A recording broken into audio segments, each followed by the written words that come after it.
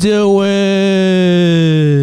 Yo, Tonk. Welcome back to Leather Helmet Fandom Sports Podcast. It is August 22nd, I believe. Third. Third Hump on day. a Wednesday night. Tomorrow we got the Eagles and the Steelers headliners, not versus each other, but two games for the last preseason week. And then we got 2 weeks until kickoff. So it should be a great time coming up. And most of your guys' drafts, some of them already did happen this past weekend. Most of them are either this weekend or the following weekend. But we are going to get you the running backs 11th through 20th. And before we do that, Josh, do you want to take us off with the news? Yeah, so some fresh news. We got Mr. Corey Davis. If you don't know where he's at right now, he's on the Jets, just retired. He's only 28. So He retired before the season? I was probably going to get cut then? Yeah, probably. But good for him. Enjoy your life. Not He was really, actually though. decent. I kind of liked him on Titans. If he wasn't going to get cut, that's a dumb decision. Out of all the times to have a chance to win a ring, you're like, let me leave now. Yeah, that is kind of weird. But he probably was going to get cut. Yeah, probably. Knowing him. Some other news a little more relevant. Jackson Smith-Njigba, the rookie for Seahawks, fractured his wrist. I saw that. So he got surgery and he'll be out 3 to 4 weeks. Is it 3 to 4? Yeah, that's what they're saying. So That's a shame. 3 to 4. That's on just our dynasty. out. That's on our not dynasty Yeah. draft, best ball draft. Maybe, but pump up. No, that DK is on our Metcalf. best. Yeah, probably, but sorry. Terry McLaurin has turf toe. I saw that. They're making it seem like it's not severe turf toe, but who really knows until he actually gets out there and plays. I feel like turf Excuse toe me. is like one of those things too. You got to worry week to week Yeah, if it's actually going to be good or not. And then even when it is good, you have to see if it's truly good represented in their numbers. So it's kind of annoying. It'll probably hold him back for the first 4 games if he even plays. Slingshots Dotson way up there for sure. Yo, calm down.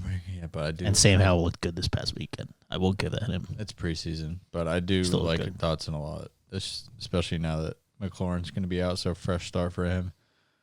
In some other news, more Taylor drama, the team said he can request a trade, and they also just said, I don't know how true it is, but by Tuesday, he needs to decide if he's taking or he has a trade from some team, like offer, or if he's staying on the team. Where would you want him to go if he did leave, fantasy-wise? So he's draftable and someone isn't undraftable. Probably Dolphins, Ooh, I like that. but I like that a lot. yeah. Them or There's nobody I'm really drafting. The Chiefs? Dolphins. Chiefs. That's dirty work. yeah, but Yeah. I don't really know how they're gonna make that happen. I saw guess they something on could. Facebook. It was like, this is the perfect time for Eagles to get another backup behind. No. Blah. I'm like, No. what are you talking about, dude? Your running backs are stacked. Just shut And up. we have a lot already for cheap. Exactly. Why would we pay a lot for a guy and give up draft capital? Doesn't make any sense. Yeah. It's literally the stupidest thing I heard. Yeah, definitely Dolphins, and then after that, I'm rocking not Chiefs. too sure. I'm trying to think of like a team I don't want to draft running backs on. I don't know. Bears. But Bears Yeah. O-line sucks. Yeah, like I'd be fine with the Bears. I still wouldn't be excited about them though. I don't know. In other news, I think that's most of it. Honestly, I'm trying to make sure I didn't miss anything. If we did, I'm sure you probably heard of it. But No, I think that was really it. I mean, all the big news. one place I would not like him to go, since we didn't talk about that note, is Vikings. Because finally Hunt, we didn't talk about Hunt, even though it happened. Oh, not what's his recently. name? What's his name? Didn't Hunt sign got yet. signed to Saints. And apparently they're not really getting close. Like some report came out saying he's going to play week 1 regardless. Speaking of Josh Jacobs, and then another report said they're just not really talking about contracts at all. Like he's not showing up or anything. Gotcha.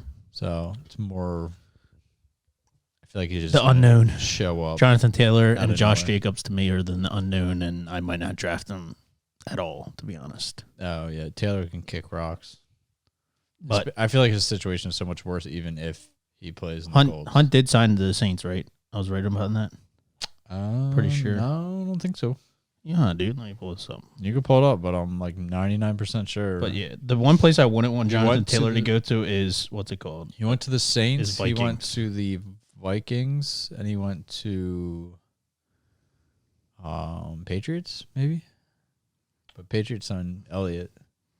My phone's gonna be stupid. Mm. It's gonna be bad though if we don't know this. Oh well. He definitely didn't sign. Anyway, the one place I wouldn't want Jonathan Taylor to go is the Vikings strictly because I feel like Madison has a strong chance to actually be a very good running back with great value. But if Hunt or Jonathan Taylor goes there or Josh Jacobs go there, it's gonna really piss me off, to be honest. Vikings see Kareem Hunt as potential fit. That was 11 days ago. That's his last news. Okay. So Hunt's still on the market. So hopefully he does not go to Vikings because I like Madison. But we will get into our 11th through 20th running backs because you already got the 1st to the 10th. And I will kick it off with mine, which is Ramondre Stevenson. Hey, my number 10. Your number 10? I knew he was in your 10, but I Barely didn't remember where. Yeah, basically he had 210 rushing attempts, 17th, while having 140 rushing yards, 12th, and yards per carry, 4.9. So he's right around Chubb, Etienne. You talked about Chubb in the last podcast as far as being great with yards per carry. He's right around Chubb. He's right around Etienne, which is also good, and Tony Pollard. So he's basically, think of the best as Aaron Jones, which was at 5.3, and he's only at basically a 5. So his rushing yards per carry. We'll get into that. Then who? We'll get into it. I'll get into it. I meant that has 1,000 rushing yards.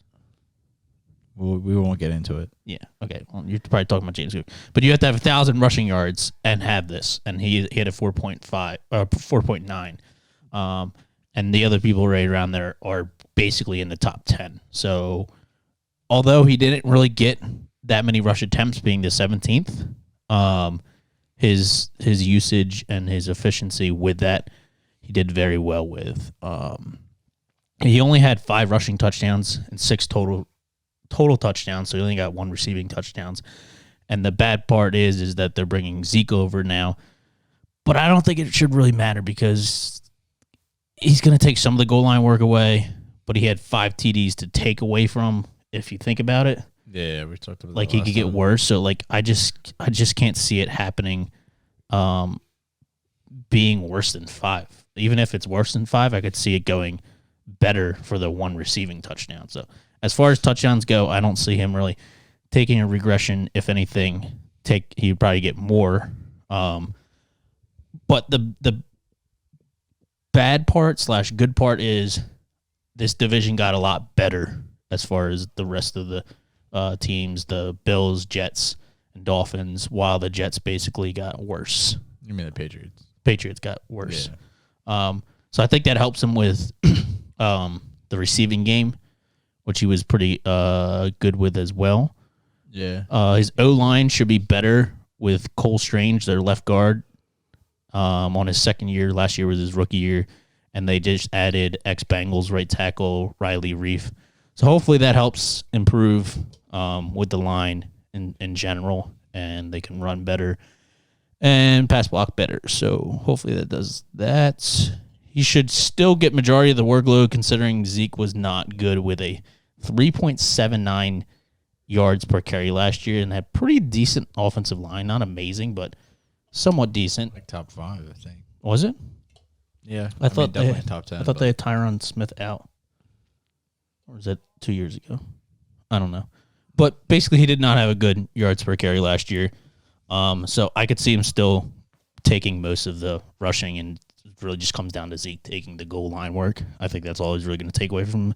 But like we spoke about, it's not much at all. And on top of that, he has like no receiving work from last year with the Cowboys, and he lost his starting role to Tony Pollard. So regardless of what Zeke was, Zeke lost his role, is now coming over here, and I don't think we'll be taking away as much as we think he will be taking away. I'm surprised Zeke went there. just because obviously he knows they're not going to win anything far.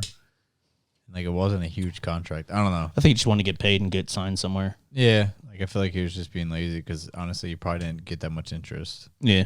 I don't think he's that great anymore. But Stevenson also had 69 receptions, 4th, with 421 receiving yards, 7th, and yards per reception, 6.1. So obviously that's telling you that with how many receptions he got, which is actually a lot, being the 4th overall, he didn't really do much as far as yards per reception. But it just shows that basically the Patriots can't get it down the field far.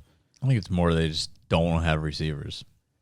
And Mac Jones sucks. Highest paid receivers, fucking Devontae Parker, Right? Who's probably one of the worst statistical receivers in the NFL ever. Yeah, I would say. Like, ever. It's insane. The only bad part is Juju's now there, and he's a slot guy, so he might take away some of the work there. But I don't think he's going to really be running slot like that. It would kind of just be more like a running back screen or something like that. But either way, Mac Jones just can't throw. He had 11 interceptions last year, the 13th, while being the 17th in pass attempts. So he was 17th out of 32 in pass attempts while being 13th in interceptions. So majority of the time, if you have more passing attempts, you're probably going to have more interceptions than everyone, which is like the big names that are up there, like Mahomes and Allen and all of them, because they throw so much. But he's 17th in pass attempts, and he's still at the 13th for interceptions. So that just tells you how bad he is, and I think he's not going to be able to just like make accurate throws down the field. So he's going to have to do some short dump offs to him, which I think in the end will get him in this 11th spot. Honestly, I wouldn't be surprised if they bench him eventually. Zeke? For Zappy. No. Oh, yeah. Mac Jones. Yeah. I wouldn't be either. Or they do exactly what they did last year, where it's just like off and on bullshit. But who's your 11th? I got Joel Mixon. All right. My 7th. Yeah, so I do like him a lot, which is everything I have on him is pretty much positive. So the last 5 seasons, 220 PPR points, averages about the running back 11, and always in the last 5 seasons has been the running back 14 or better.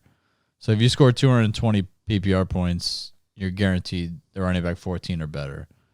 Okay, and now if you think about it, looked into this, how many running backs do you think there are with 16 plus touches per game that finished outside the top 14 in PPR? 16 plus touches a game. So they're receptions and rush attempts. They're getting 16 or more per game. Is there anybody, or how many are there that fall out of the top 14 in the last 5 years? Oh, I don't know. What the hell? That's a lot. Just throw a number. Numbers. So just saying a guy who gets a lot of touches. Right, I get 16. How often do they fall out of the top 14 in the last 5 years? How many people have, or how many like running backs? How many running backs have fallen out of the top 14 in the last 5 years? That's a crazy stat. I'm gonna say 5 per year, so 25. 0. 5 like years. Per week. Per week, they didn't finish in the top 14. No, for the season. Oh, okay. They never finished top 14. I understand that. I thought you meant like week by week. Like if they got 16 touches in total that week, they didn't finish out. If they had 16 or more touches on average for the season for games they actually played, right? They never finished outside the top 14. That's pretty wild, actually. Still, but and then Joe Mixon last year averaged 20 touches per game. Yeah, which I think a lot of people think that just because P. Ryan was there that he was like down or something, but he didn't really have. I mean, he had a somewhat down year. I mean, he's clearly less like you efficient said, hit or miss than he's been in the past. Like the situation got better. He's slightly less explosive, but like you can't. When some guy gets that many touches per game, and then he loses any competition he has, and Samaje Perine leaving, like there's almost no competition for him. So if he's getting 20 plus touches per game, there's no way he's outside of the top 14, let alone the top 12. I saw something. All depending on how good the other running backs do. But like his upside really just comes down to touchdowns. but because of that, like his floor is so high, and I don't see why he can't. Like I feel like his range has got to be 5th to 12th, and like nothing outside of that. And that's exactly why I have him at 7th. Yeah, which is just it's like he's the safest draft pick, And maybe out of all positions, but definitely the running backs. Yeah. And that's why, This like, year. I say, like, I don't really like anyone add my 6, but he would be, like, the next one up. Him and, like, Najee with now Stevenson after I looked in and do a little bit more. But it's just, like, this Jonathan he's Taylor and gonna Josh Jacob BS. If, like, I still don't know about them come draft day, Yeah. I'm throwing them out the window and moving up Joe Mixon, Stevenson, and Najee Harris, like, Yeah. completely. No, I agree.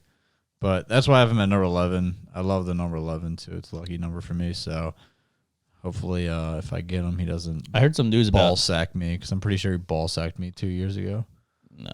Or whatever it was. He was down near But he him. got hurt, I'm pretty sure, that year. Yeah, maybe, but he still ball sacked. It was a bad year. I heard something about, like, Chris Evans getting reps in the receiving I could care third down, less. but Whatever.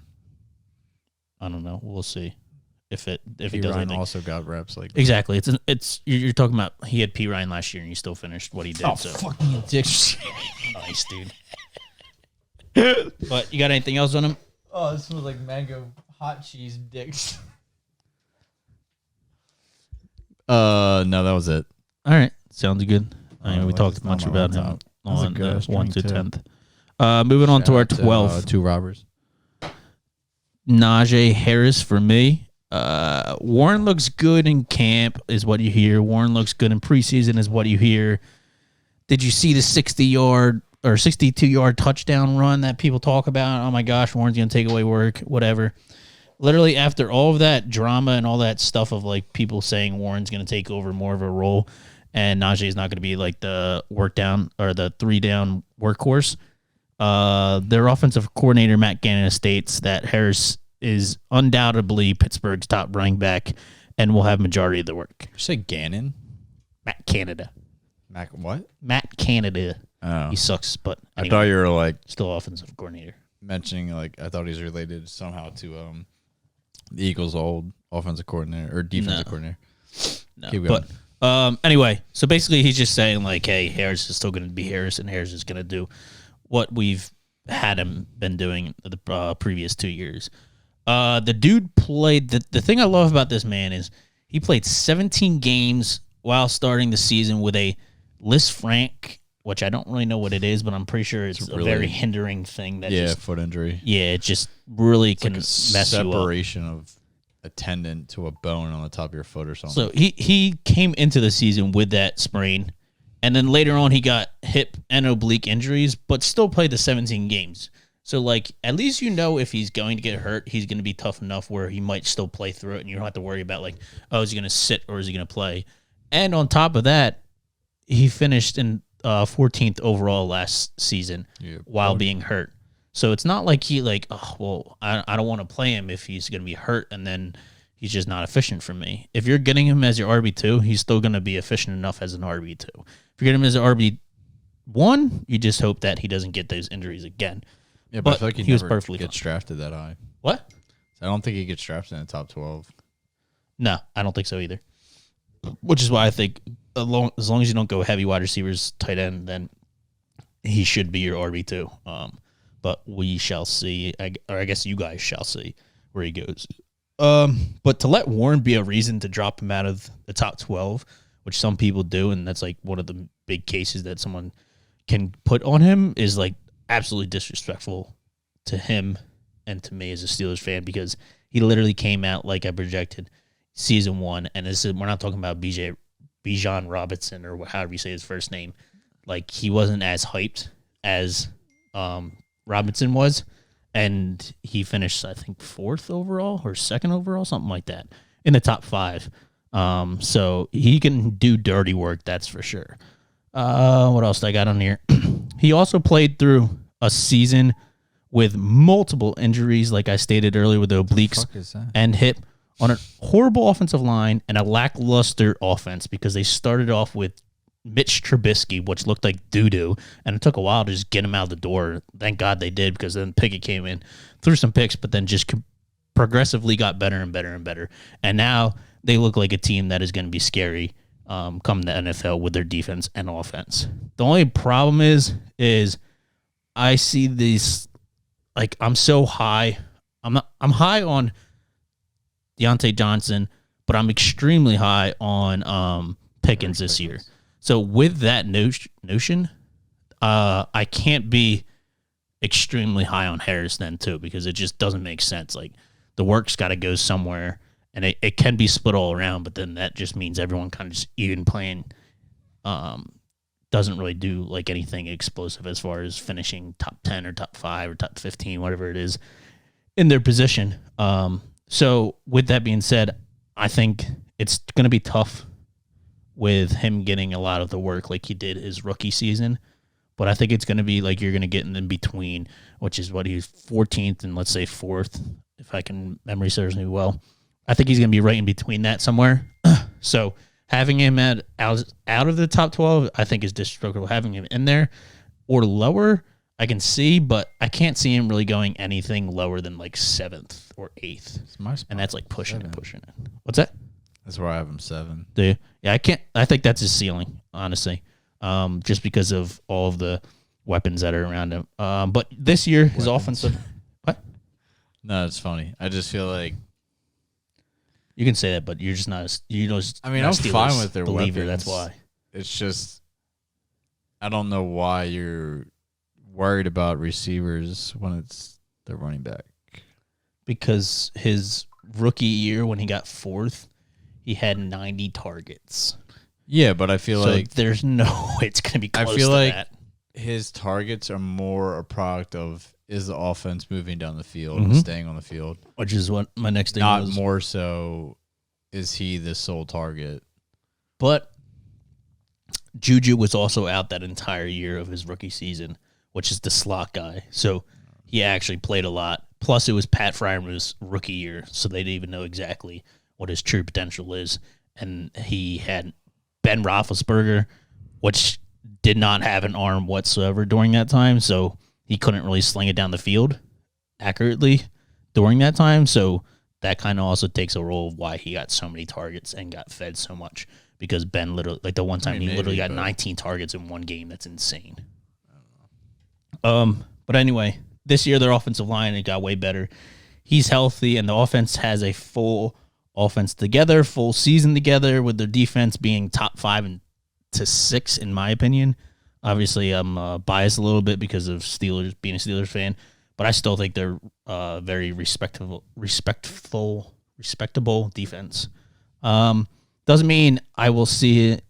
Doesn't mean he will see anywhere close to his 94 targets like I just spoke about his rookie season, but I could still see him being in like 50 to 60 targets and like 10 to 12 touchdowns. I think that's his biggest thing that he's going to have in his arsenal is his touchdowns, because I know he can do it in the receiving game. He's built a connection with Pickett in the receiving game and the goal line work, and that's really the only thing Pickett could do last year. Anything inside the actual touchdown, he was not very efficient at. Obviously, with George Pickens taking a leap forward, and me viewing him extremely high, I think he's going to be able to get more of that work. But I still think this will be his best thing that he has in his arsenal is the touchdowns / overall just better offense, like you talked about, with Pickett's arm being way better than Ben was his rookie year. He finished 14th, being hurt all year, and is very healthy now. So I'm saying 12th right now. What does he go for? Is he inside the top 12? I don't know, but you're making me want to rank him low. Why? I don't know. Maybe. I don't know. But well, that's fine. You can rank him lower. That's perfectly fine with me. I'm still high on him. Well, I'm higher, but yeah. Anyways. Yeah, but I still think he has a lot of cons that could affect him strictly because of the weapons, but and I think it takes away from his targets. His schedule is easy to the point of the Steelers winning a lot, but not blowing out or getting blown out. So in that situation, I mean, it's never going to be a thing where he has to run 24/7, but it's never going to be a thing where he has to make sure he gets enough receptions. It's going to be right in the middle, to the point where they're just going to win the games very, very closely because their defense can hold them in. But that's all I got for Harris. If you want to talk about it, that's it. That's it. That's my boy Harris.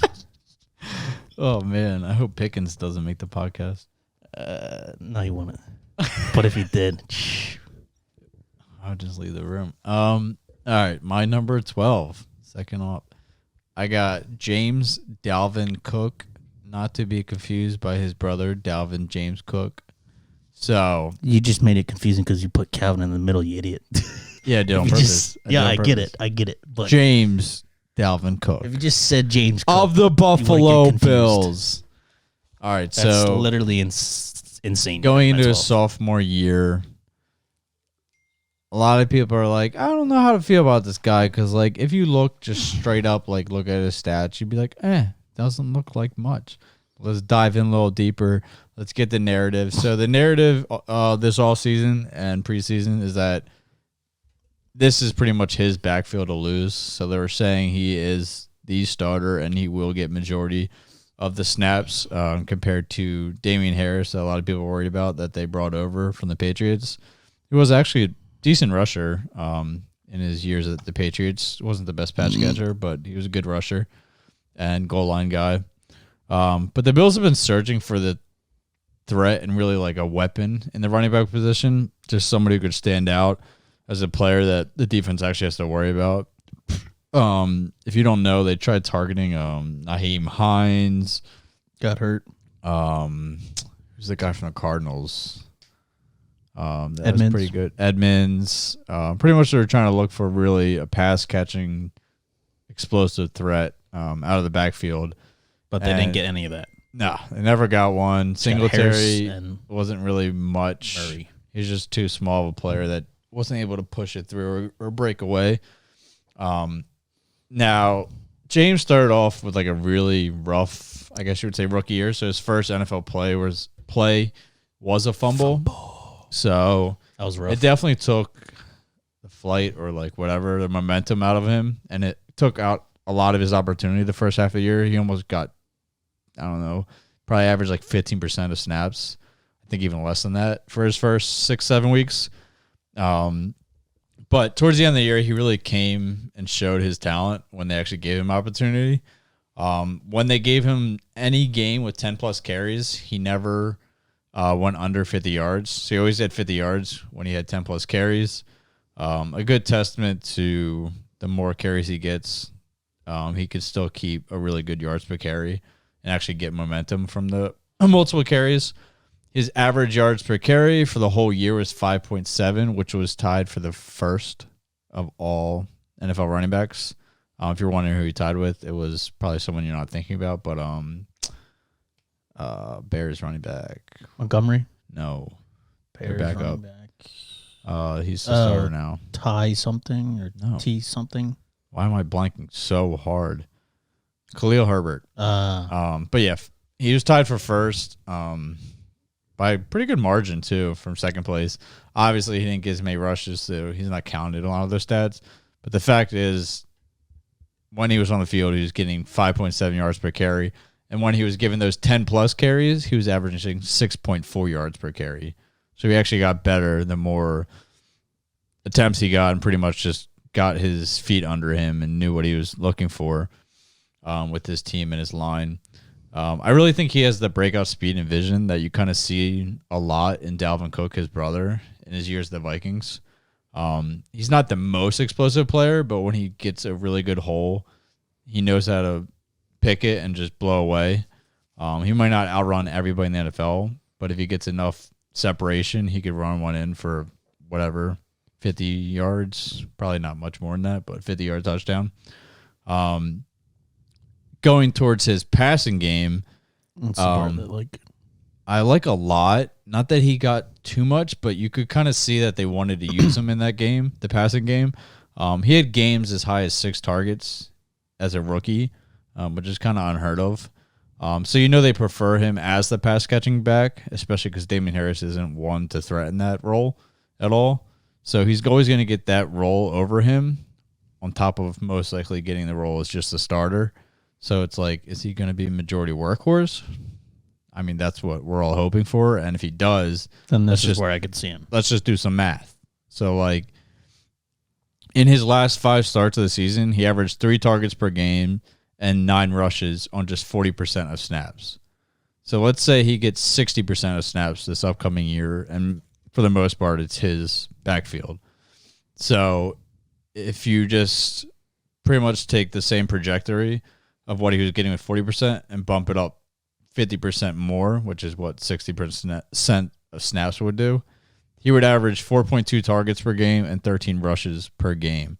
So even if we say like he wasn't as efficient, so like let's say he's not as good in yards per carry because he's doing a little bit more and whatever, worn down. So we'll take 20% away. So like if he went from 5.7, he would drop down to like 4.8 yards per carry for the whole year. Oh, he's not staying at 5.7 if he gets that. So you're saying he's coming down to what? For 20%? 20% would put him at like 4.6, 4.5 yards per carry. That's fine. Okay, so just a reasonable Realistic. yards per carry for a guy who's pretty explosive Right. and has breakaway potential.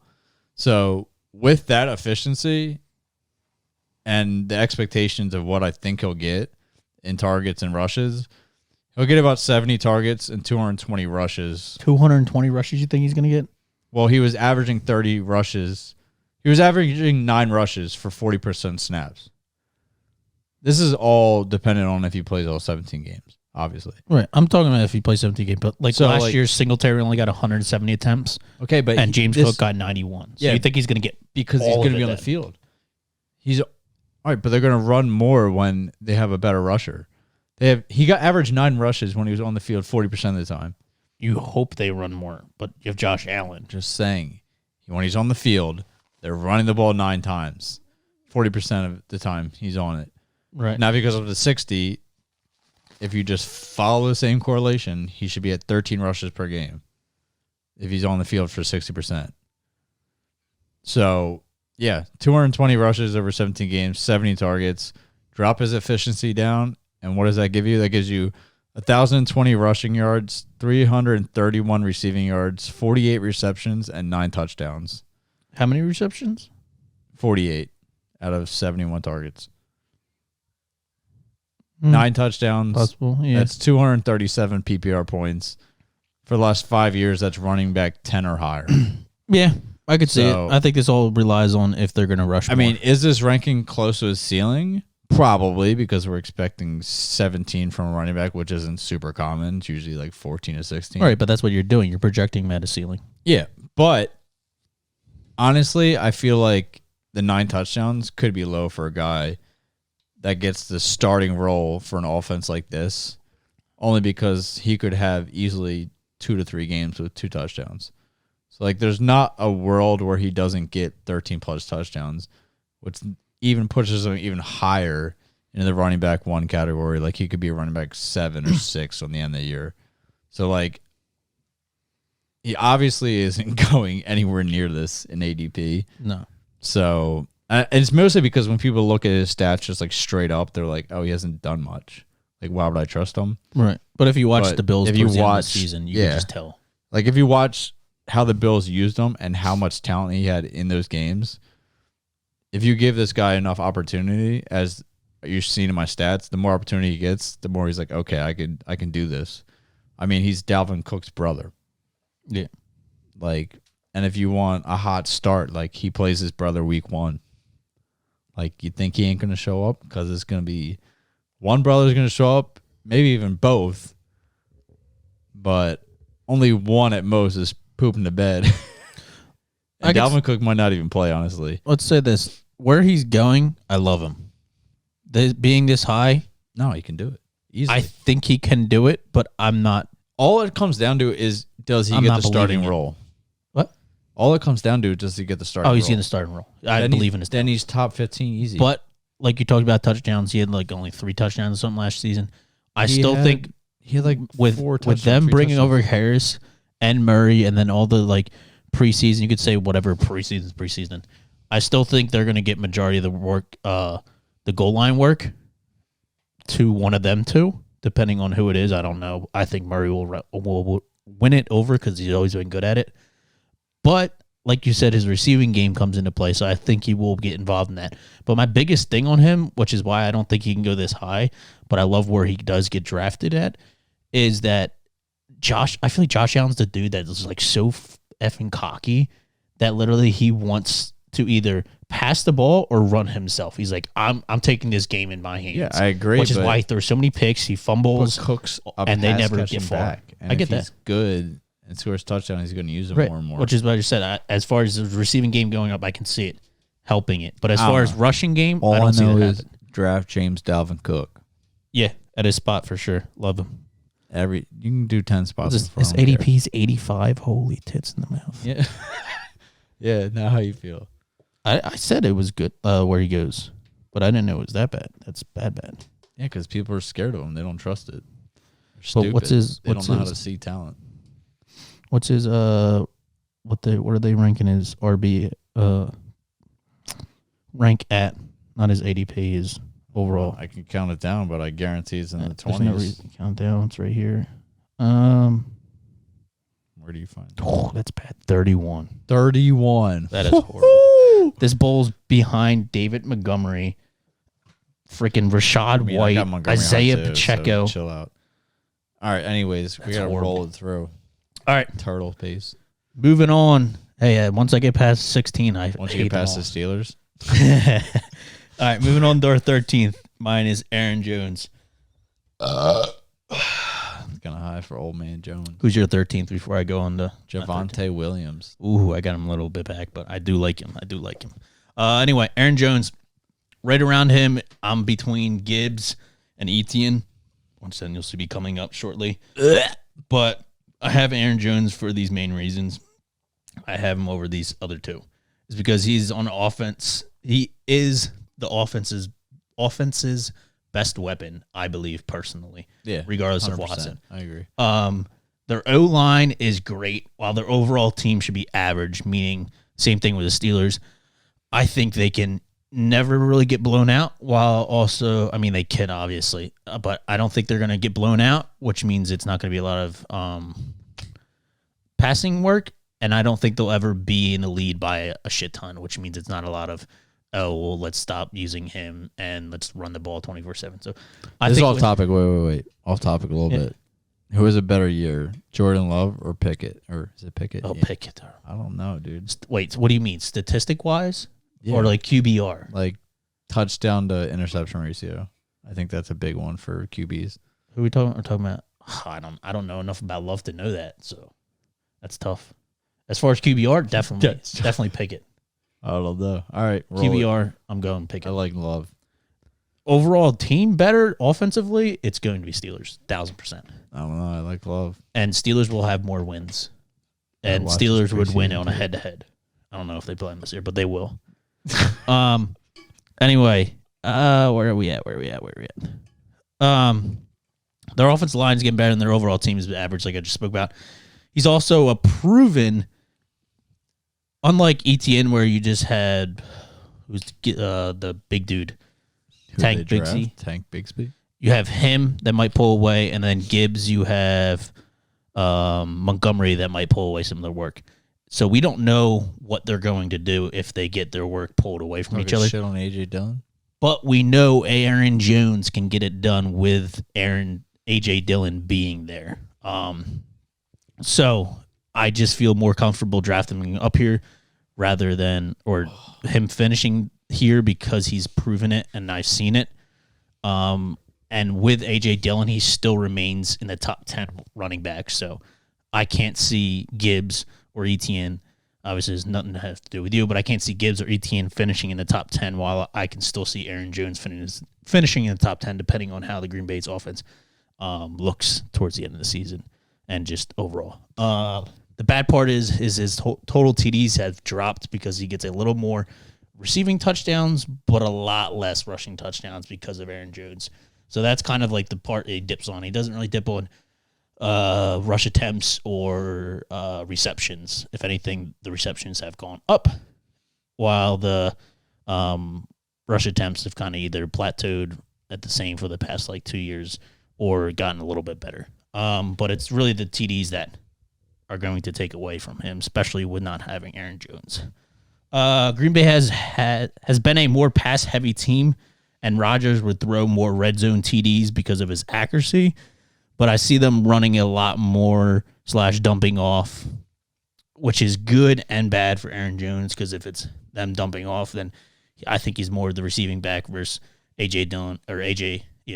I know he is actually statistically, so it could be good for him there, but it could also be bad if they're running a lot more instead of passing like they did in the past with Aaron Rodgers. Then it could be a bad thing, because then it's going more towards A.J. Dillon's way, especially in the red zone, because we all know what what's his name does. Aaron Rodgers can do with his accuracy. So I don't think Jordan Love can do that the same, which means I think they're going to run it a lot more in the red zone, which then brings it over to him. So that's why I have him at 13. Like I said, I could see him in the top 10, depending on how they actually use him in the goal line and how many TDs he gets. But if you watched last year, a lot of it was like, it wasn't like we're giving all the goal line work to A.J. Dillon, regardless of if it's run or pass. It was like, all right, you get one chance. All right, you didn't get it. Now A.J. Dillon's going in. All right, you get one chance, and if you don't get it, now it's going back to Aaron Jones. So it was just like a hit or miss. Like, you have one chance, and that's your one chance to get in, and if you don't, now we're going back to the other running back. Sometimes they would do it by drives. So they would do like, all right, this whole drive is A.J. Dillon. All right, this whole drive is Aaron Jones. And it just depends how the drives come out if you're going to get that touchdown at the end, unless they have some crazy play that just runs out. However you put it, I feel like him being out of 16 overall running back is his floor, and his ceiling is being, like I said, top 10. So taking him at 13th overall finish, I think, is easily in the wheel well of what he can do. And you said 10 to 15? 16 to 10. Okay. So you're kind of drafting him towards the ceiling? I guess. I mean, just literally right in the middle. Or right in the middle. Whatever. Same thing. Yeah. But so I think he can fall right in between those two. And like I said, he could fall out of 16th depending on touchdowns and how they use him and how this overall offense goes, or same exact reason why he could finish to the 10 because of how they use him, how this overall offense could be. But the defense will be good, so that should help them somewhat depending on how the games go. But like I said, I think they should be in the mix of all games and never really getting blown out or blowing people out. So that's who I got for my 13th. Move on to your 13th. Yeah, so I got Javonte Williams of the Denver Broncos. If you don't know who he is, it's kind of like his sophomore year, because he played 3 games his sophomore year last year before tearing his ACL and I think MCL and like spraining. I don't know. It was bad knee Before injury. you dip into it, I would say our 2 favorite running backs last year were Williams and Swift, if I can recall. 100%. Remember? Yeah. We were trying to get them around like the back. Yeah, they both were awesome. Yeah. Talent-wise. But it never really happened, regardless of what draft we were in, that we could get them both together. And unfortunately, they both got hurt. But anyway, go on. Yeah. But they both look good in their first couple of games. Yep.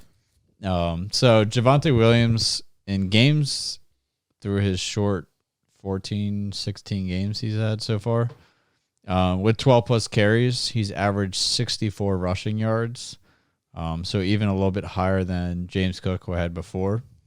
Granted, that's with 12 carries, not 10, like I said, James Cook, but very high yards per carry. His first 3 games were with Russell Wilson as QB. He had 21 targets. So he was averaging 7 targets per game with Russell Wilson. Obviously, they have some form of connection if he's targeting him that much or he just believes him that much. And then in games with 3+ targets, he averaged 27 yards receiving. So just goes to prove that he is a yak guy and he's a good pass catcher because he can take that short pass and get it downfield, right? And get close to those sticks to make the first down. Most of the time he gets a catch, that is. So Sean Payton moves over to the Broncos. This is the big story. A lot of people don't believe in Javonte, mainly, well, 1, because of his injury, and 2, because how shitty ball sacks the Broncos were last year. But just remember, those 21 targets with Russ was during that shitty year. So let's say Russell's still somewhat shitty, and Sean Payton really just works his magic on the running backs only. Looks pretty good. so far. Yeah, I mean, I think he's going to come back, Mm-hmm. and I don't think he's going to come back to what people Russ. used to see him as. Nah. Like, he'll still be old Russ, but, like, people saw him as way better than he really was, even in the Seahawks. But anyways, all that to say is Sean Payton's there, and he's going to fix a lot. I mean, a lot of people, like, take offense to his comments about, like, oh, this offense and entire team was run like a bunch of idiots, and it was just a mess everywhere. But you bring Sean Payton in. But, like, well, Sean Payton's the one who said that, and, like, Aaron Rodgers was trying to defend his coach, blah, blah, blah, and the drama and Hard Knocks. They were saying it's disrespectful. But, like, honestly, like, when you're that paid that high, like, he's just speaking the truth. Like, they asked him a question, and it was coached like crap, so he told them. So, I mean, Hackett, stick to coordinating. I don't know what to tell you. Like, take it. Stop being a punk and take the mistakes you made as a head coach. Anyways, off that drama, Sean Payton scouted and coached running backs such as Reggie Bush, Mark Ingram, and Alvin Kamara. All of these three average over 13 PPR points per game. Doesn't sound super high, but that's only when given 100-plus rush attempts. So as seasons as low as 110 rushes, they were still averaging 13 PPR points per game. So he definitely has a pretty good mindset when it comes to running backs and just coaching them up. I wouldn't say it's as good of a scheme as like a Kyle Shanahan in 49ers, but just the fact that he can make as much production out of his running backs as possible. I believe in Sean Payton for that. Maybe not so more as much as the whole team, but definitely the running backs. Javonte Williams is still young, hopefully explosive. Hopefully he gets full speed back, like all his talent back from the injury quicker than what we think. The only reason I'm personally thinking that will happen is just because of how quickly he recovered. A lot of people who've gone through injury kind of know like it can suck and it can linger, but at the same time they also realize like some people just heal a lot better and faster, all depending on their makeup of their body inside them. Like it really has little to do with how strong you are. It's just about how healthy you are on the inside out. So the fact that he's recovering this fast from that sort of injury means that everything's flowing really well. So his confidence is probably a lot higher, and he's probably going to get back to full speed within like 5 weeks into the season. Now, who's their backup again? I forget. It's someone that P. Ryan, Samaje P. Ryan. Yeah, I mean people are hype on Samaje P. Ryan because he's a decent running back, but I just don't place them anywhere near each other. Like if Joe Mixon can outwork Samaje P. Ryan, Javonte Williams in my eyes is no doubt, way better than that. Way better as long as he doesn't come out to the field and look 10 times slower. But I don't think that's what's happening right now. Apparently it's not towards the camp. So yeah, so I got faith in him as long as he can stay healthy, which I think he will. And as long as they don't hold him back too much either. I think they might the first 3 weeks. Yeah. Like might keep him at like 40-50%.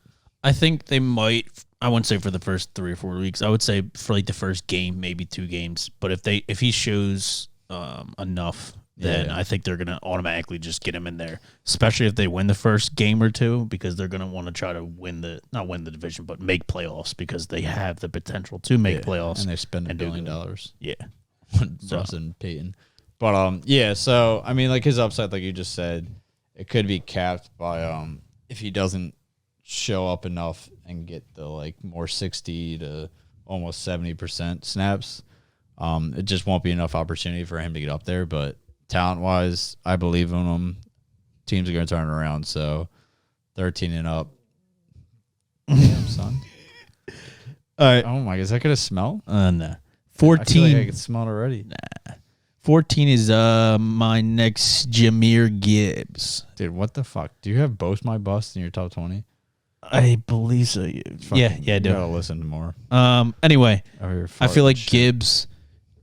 I feel like him with how explosive he is. Obviously, we don't have anything to go off of, from him being a rookie. But he was drafted 8th overall, so they obviously value him extremely high, even more than they do Montgomery, because I doubt they would they would trade for Montgomery for a first round. In fact, I know because I don't think they did Really? trade him. Because they paid him a shit ton of money.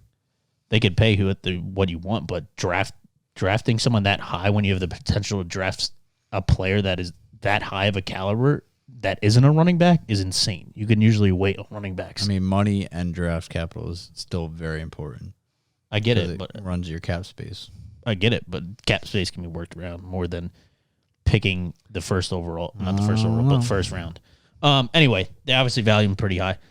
The fifth ranked offensive line, so he's going to have a great offensive line, which then obviously comes into a role where Montgomery will do well as well because they have such a good offensive line and their defense is not very good at all, which means they're going to have to rely on their offense more to actually win the games. But either way, I know you spit all these facts out about Montgomery before, but I just don't like. He doesn't impress me. Every time he's ran, he does not really impress me much at all. And you can say all the facts you want in the entire world. Edit the shit out of this video. I don't even edit videos, but this is gonna edit. Yeah, you could just we'll do week 1. We'll show him like shitting the bed, all right, and then you could just have my voice over this. We'll do a voiceover of him just fucking blasting out for 40-yard touchdown. But he just doesn't impress me at all. Even with him taking on the Jamal Williams role from last year, which was basically Jamal Williams getting 18 touchdowns, I think it was. Yeah, it was really not common. Yeah, so I just don't see that happening. I'm pretty sure a lot of it had to do with being on the 1-yard line, which obviously then you're going to put a Montgomery there, but I don't think you're going to get in that situation as much as they did last year. And then on top of that, Swift, which is kind of what Gibbs is taking over from last year, but now he's obviously on the Eagles. Well, Swift got 99 rush attempts, so it's not like Montgomery's going to take away every single snap. It's kind of like the same way you talked about, who was it that you said like they feel like their rush attempts are going to be like nothing, but someone else is still going to get mad work. It was someone in the top 10. But anyway, Gibbs is still going to get rushing attempts, I feel like, at least 100, if not more, because Swift got 99 on 14 games played, and he averaged around 35% snap, like just throughout the entire season. So this dude played only 14 games with 35% snap. He wasn't a rookie, though. What? He wasn't a rookie. Swift? Yeah. Yeah, he was the second year, but it is. What does that have to do with anything? It means they trust him more and give him more work versus a rookie. No, they didn't give him more work, though. He got 35% snap. I'm just saying, you're saying Gibbs is going to step in and maybe get the same, if not more, rushes, but it's his rookie year. If he plays all 17 games, he will get more rushes, yes, I believe, which is more than 100 rush attempts. And I think he's going to get all of the reception game. So I could see that being at least 70 to 80 targets. And we all know from his college thing, I think he only dropped like 2 balls that were all catchable balls. With those 78 targets, I could see him making 65 to 75 receptions with about 4 to 5 touchdowns and 150 rushing attempts. So like I said, I think he can have well more than 99 rushing attempts based off of how Swift did last year. Like I said, there's not much to go off of other than comparing Jamal Williams with Swift last year. But I think Gibbs is a better version than Swift in the receiving game, while Montgomery is a better version than Jamal Williams in the rushing game. But Jamal Williams also looked very, very good last year, and their offensive line has a lot to do with that. So, will I think Montgomery do good? Yes, but I think Gibbs will. I think it's literally just going to be the Amon St. Brown and Gibbs show. They played a lot of good. They play a lot of good offenses this year and have a great playoff schedule to the point where it won't be.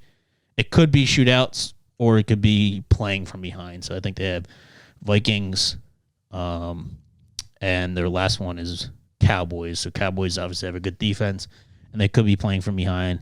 But I think it will be a game that he will be needed a lot. And same thing with Vikings. Vikings have a horrible defense, but a very good offense. So with that being said, I think it will help him tremendously. His schedule will. Lions ADOT, like I talked about with Amon St. Brown, is 7, which is the 9th lowest in the league, which means they basically just give it to the slots, to the running backs. Same thing they did with Swift last year. Same thing they did with Amon St. Brown and Hawkinson before he left. they just give it all to him. But there's no Hawkinson this year. I don't care who came in. It's not the talent of Hawkinson. It's a rookie. Sam Porta. So it's basically all receptions are going to him and Amon St. Brown. Amon St. Brown could get hurt again. I know the thing he did with camp was anything at all, but I could see him getting hurt just because of how small he is. I believe he is small, right? Amon-Ra? Yeah. He's a skinny boy. I know that. Smaller. Yeah. He's like 180, 190. But either way, I think it's their show and their season to show what they can do.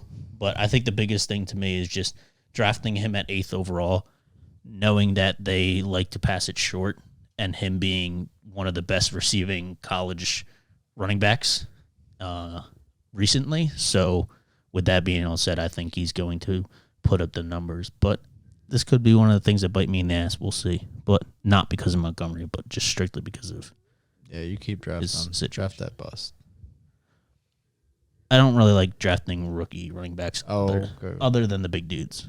Or just like Harris. Them this high. Yeah, I mean, it's the people just get uglier and uglier, like I talked about. Got to find the gems. Yeah. But moving on to your 14th. Who's your 14th? I got Alexander Madison. Love this dude. Of the Vikings. So he's been in the league for quite a while. I think this is his 4th or 5th season behind Dalvin Cook. But in his 6 games as the majority back role, so with 50% or more snaps in those 6 games, he averaged 16. What? No, I have the same exact thing, but go on. He averaged 22.15 points. Dalvin has only done that in 1 season as his 4 seasons as a starter. And over his starting career, he's only averaged 17.5 fantasy points per game in full PPR. So that just shows that Alexander Madison is more than capable of taking over the role of Dalvin Cook and still producing high numbers, if not higher. I honestly, it's tough to say that just because I haven't seen him enough. In some games, I've I don't really like him. But the matter of the fact is he still produces and gets it done in the fantasy aspect. Madison currently has no big competition. Obviously, there's rumors of Hunt joining. Something like that will bump him down a lot. But for now, he'll be used as the workhorse. The Vikings offense, I still love them. They're really fast-paced.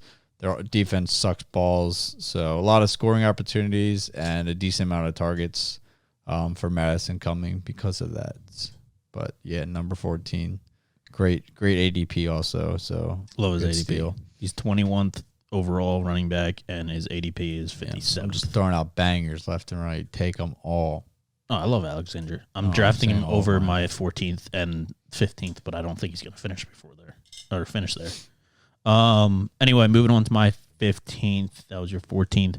Mine is Travis Etienne. His has been pretty much inconsistency last year, but a lot of it had to do with injury. The problem is you have Bigsby coming in. He played a preseason game last week, looked phenomenal, but what is a preseason game when you only play one time? And also Travis Etienne looked good his first game of the first preseason week. So it's like they both looked good, but it's both preseason week. So what can you take away from it? The only thing I can see is mid-season. I view Travis Etienne as this. Starts off good, like a 15th or like a top 12 running back, all right? And then slowly, progressively just goes worse and worse and worse and worse and worse and worse.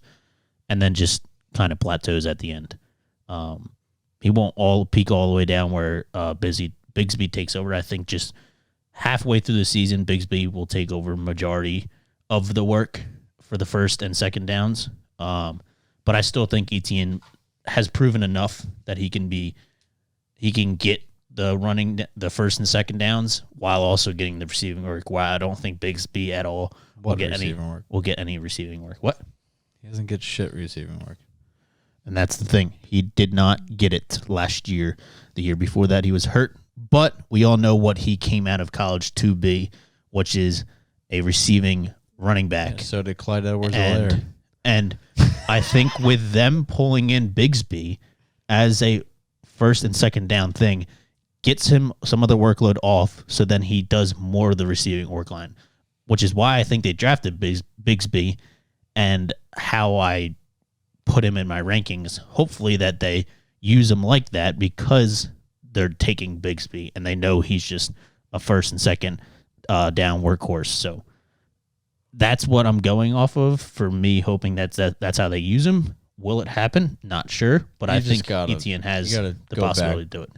Go back to last video, re-listen. Okay. Zoom in. Okay. Change them rankings a little bit. I think Etienne will have a good start, like I said, and then he's going to slowly fall off, but then plateau, not super low. So that's why he's going to finish in 15th. I think if there was if they did not draft Bigsby, I would say he's probably in the top 12. What would you say? Because their offense is going to get a lot better. Potentially, yes. The ceiling still probably like 8, 9. Okay. I could sit there. And that's with no Bigsby, but that's not the case. So, and like I said, I think they took Higsby because of the first and down role, which then hopefully makes his receiving work good. Like you said, he didn't have much receiving work last year, but completely different team with Ridley being in there and with them having the second year with same team, but yeah, the offensive coordinator. You mean head coach? Head coach. Yeah. So I think they towards the end of the season they looked better and better and better. So I think they're going to come together as a team and perform better. They're odds-on favorite for their division. Their division sucks. So I just see him taking more of a pass, a receiving back role than he did last year because of Bigsby coming over. So he was hurt early last season, but I see him remaining healthy this year with Bigsby taking off some of the hard work, like I just said. And that's pretty much all I got on him. Want to move on to your 15th? Sure. I got James Conner of the Arizona Cardinals. He's a workhorse back, again, used in the passing game a lot, unlike Travis Etienne. Last year he averaged 5 targets per game. Only CMC, Eckler, and Stevenson of last year averaged more targets per game.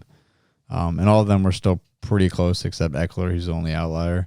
Everyone else was like the high 5s. So very, very good PPR workhorse running back. As long as you're in PPR settings, he's way worth it. Just because of the targets and volume he's going to get in the rushing game. He really hasn't lost a step yet either. He's getting close to the running back age where I'm like, all right, maybe he's just getting old, tired of the game, too many injuries, blah, blah, blah. But his yards per touch is literally exactly the same last year as it was the year before. The biggest difference was he dropped from 18 touchdowns 2 years ago to 8 last year.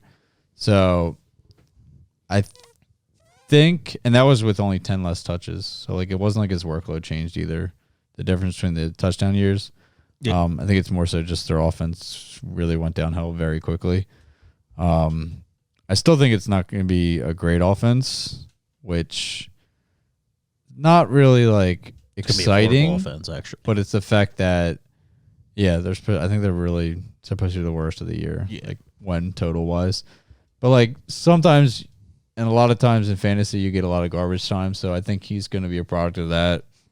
He'll still get a decent amount of touchdowns, at minimum the same as last year, if not a little bit boost up from that, because he's proven, I think like 1 year he got 13, another year he got 18. But he's more than capable of getting it done in the red zone area. Pretty big body running back. Yep. So he's able to kind of bully and take a lot of work. Yeah. So I like him a lot, especially with his ADP, another one that's probably in the 20s, if not lower.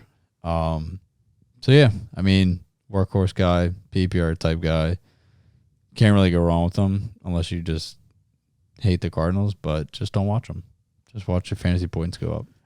Yeah, I would say my favorite thing about him, honestly, is how he's proven year after year after year. I wouldn't say the haters wrong, but just like the doubters wrong, because he's literally never been ranked high ever as far as running backs go. But he's always He got a himself little bit of in the hype 20th. after the 18. Like last season, he got a decent amount of hype. Yeah, that was just the beginning. And like you said, it's because his 18 Touchdowns. and a lot of that was because he had extremely explosive long runs that literally just I feel like they ran gave him it the in. ball, though, a lot in the red zone. They did, A but lot. there was at least 5 to 6 of the touchdowns were literally like out of the 30-yard line. He just had some crazy breakaway play. Yeah. And he eats a lot of tackles. Like you said, he's a bigger back, so he just doesn't fall to the first person. I don't know what his stats are on that, but just from being a Steelers player in the 2020 season, he took over for Bell, and he looked phenomenal. So I know exactly what he can be, just more or less where he will be. Moving on to that was your 15th? 16, right? Moving on to 16th. Mine is Alexander Madison. Like I said, I would draft him over Gibbs and Etienne, but I think that Gibbs and Etienne have the chance to place higher than him. You think they have a better chance? Yeah. So like you said, the games he played that were 6 games you already stated, but mine is instead of his average of 20 whatever, he's never gone below 16 points. So it's not like he has an average because he has one crazy 40-point game and then one low 2-point game. The dude's never been below 16 points where he's played 50% or more.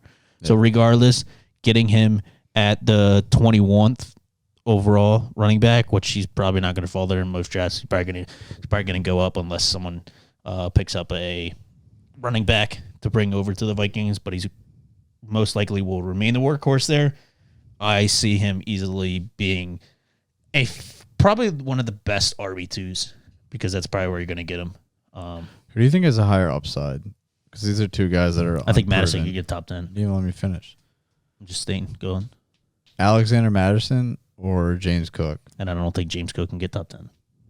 Okay, so you think Madison has a higher upside? Which is why you would ranked. Most people would think that too, just based on his production from before. But yeah, I mean, we haven't saw the workload of all 17 games, but it's not like we've seen any drop off with the games he played. Like I said, he's never gone under 16 points, so he's never shown any reason to be doubted. And I think he came into the season as a backup in a very high regard, if I remember, even though he still remained a backup. And the great part, too, is Cook, we all knew how good Madison was.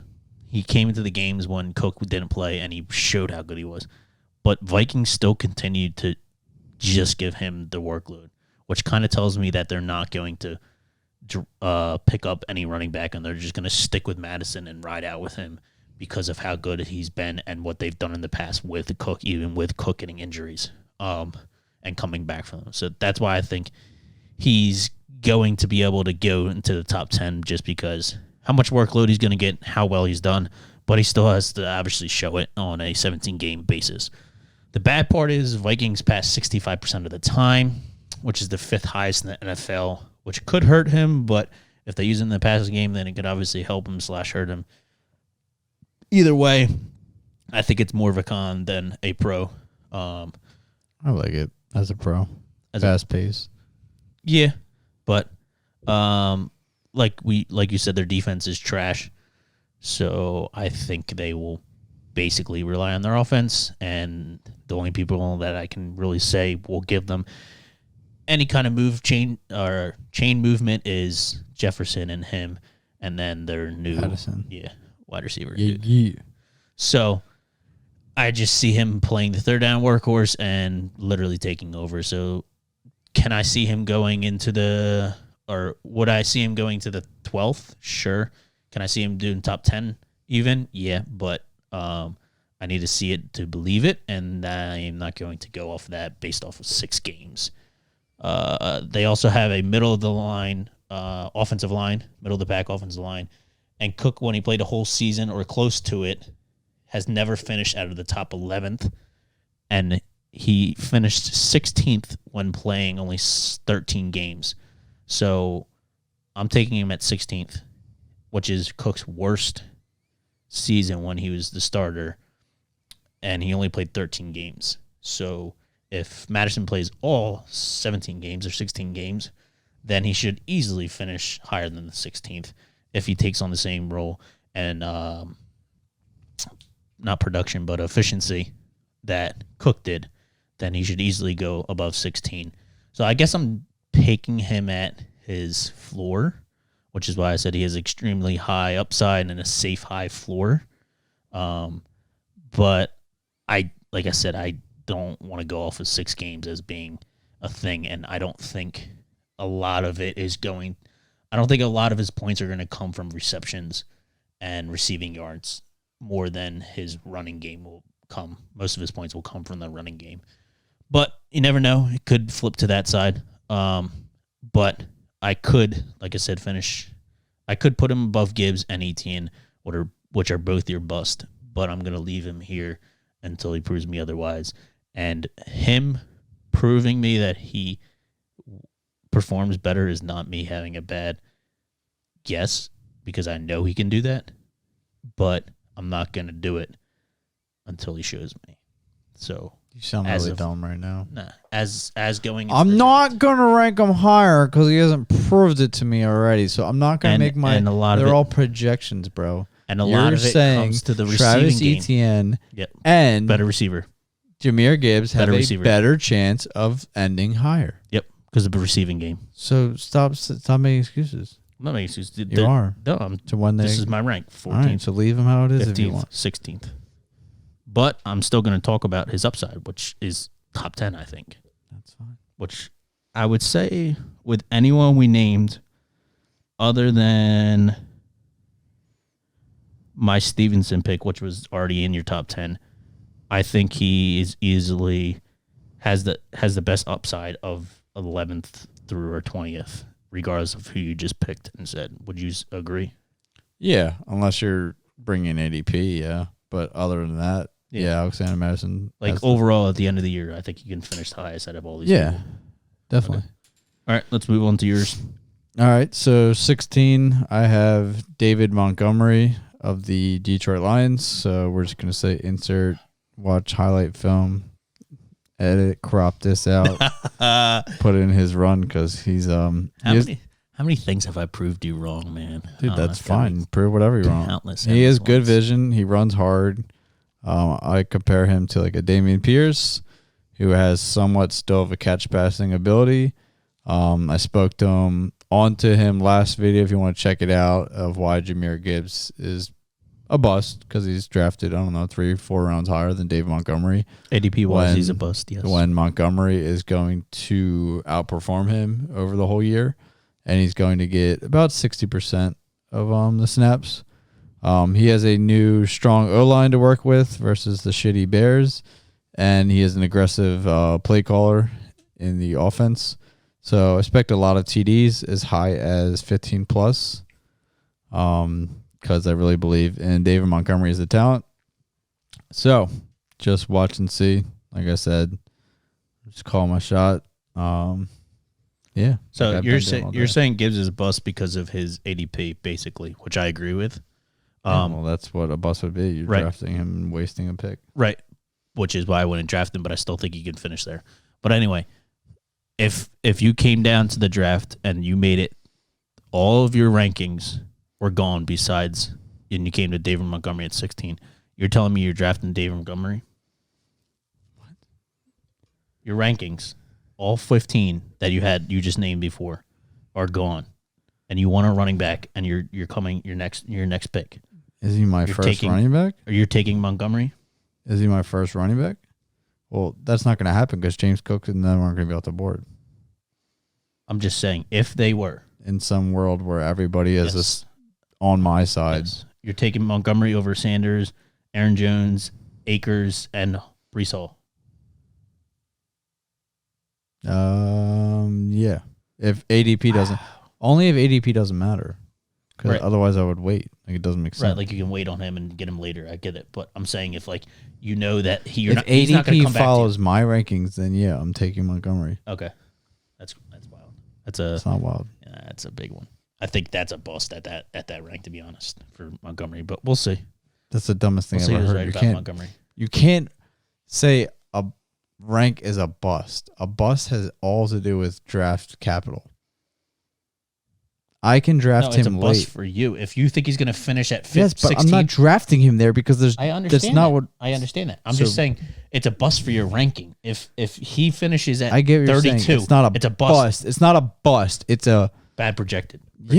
yeah. Okay, That's It's not a bust. bust. It's a bust projection. It's not a bust. It's a bust projection. Why It's is it not a bust? Because a bust all has to do with in fantasy has to do with drafting capital.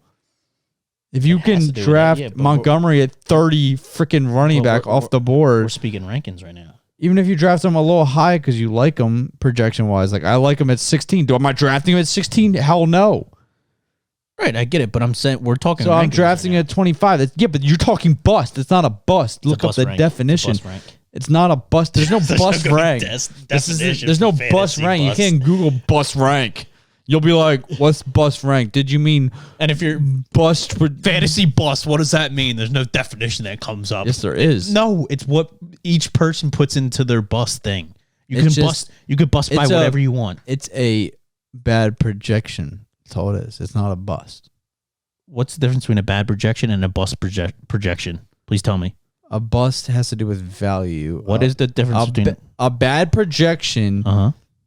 Means you were wrong about how high a guy could be. A bust Projection means you wasted value in your fantasy draft. It's a value bust pick. projection. What Oh is- my god! What is what is it? What is the explanation difference? of retards? I No. just explained it. No, you went straight back to the bust ADP. That's what you went straight back to. I'm saying bust draft or bust rank. It's not a fucking thing. Is It what is. I'm saying. It is.